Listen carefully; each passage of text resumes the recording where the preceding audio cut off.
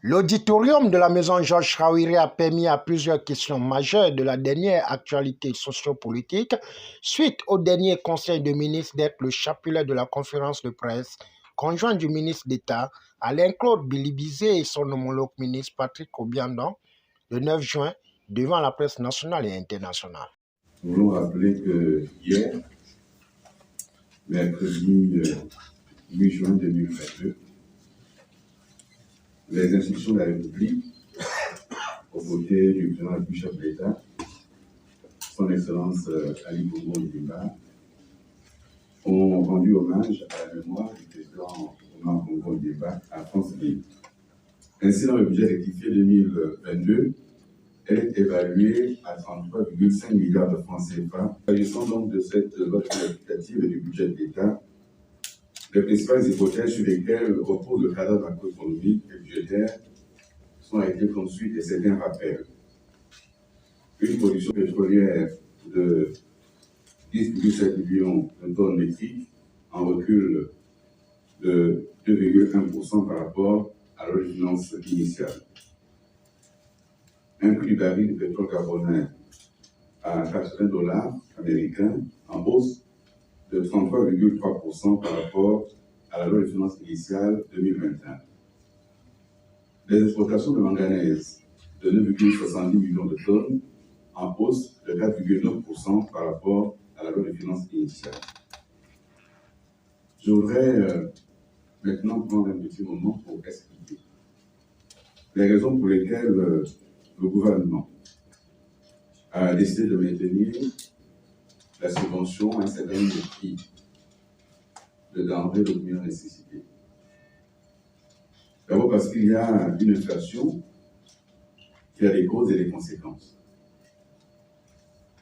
Au titre des facteurs qui amènent à cette inflation, il y a le rebond de la demande mondiale à l'issue des confinements imposés par la pandémie du Covid-19 et le conflit entre la Russie et l'Ukraine.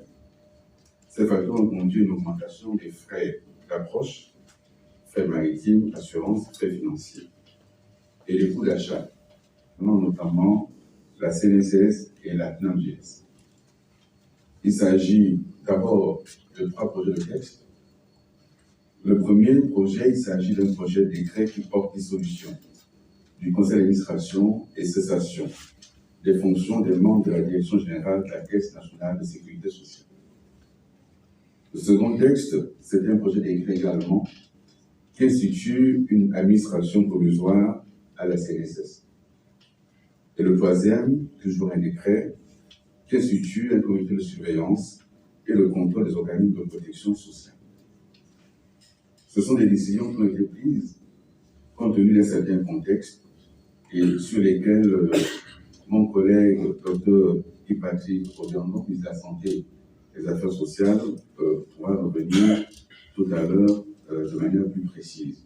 Il faut retenir, et qui relève des décisions prises par le gouvernement, c'est effectivement la dissolution du conseil d'administration de la CNSS, la cessation des fonctions des membres de la direction générale, la mise en place de cette administration provisoire pour 12 mois et l'institution du comité de surveillance.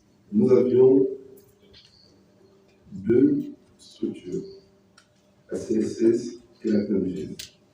La CNSS qui est dans un état critique, qui est quasiment en cessation de paiement, et où le gouvernement est obligé aujourd'hui de pouvoir soutenir de manière financière le fonctionnement de cette caisse.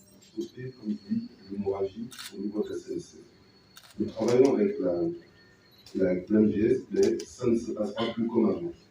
Où aujourd'hui, lorsqu'on regarde l'architecture des dépenses de la CNAMGS, c'est environ plus de 55% des fonds qui sont orientés dans le privé. La CNAMGS a été mise en place par le président de la République, chef de l'État, pour pouvoir financer les hôpitaux publics. Or, aujourd'hui, on rend compte que ce sont les hôpitaux privés, les cliniques privées, qui prennent la grosse part de ces financements. Donc là également, sur la base des ordres d'instruction du président de la République, nous allons inverser cette tendance pour pouvoir refinancer le système de santé publique et faire en sorte que le plus grand nombre de populations qui va dans ces hôpitaux publics puissent trouver les soins adéquats et les soins de qualité.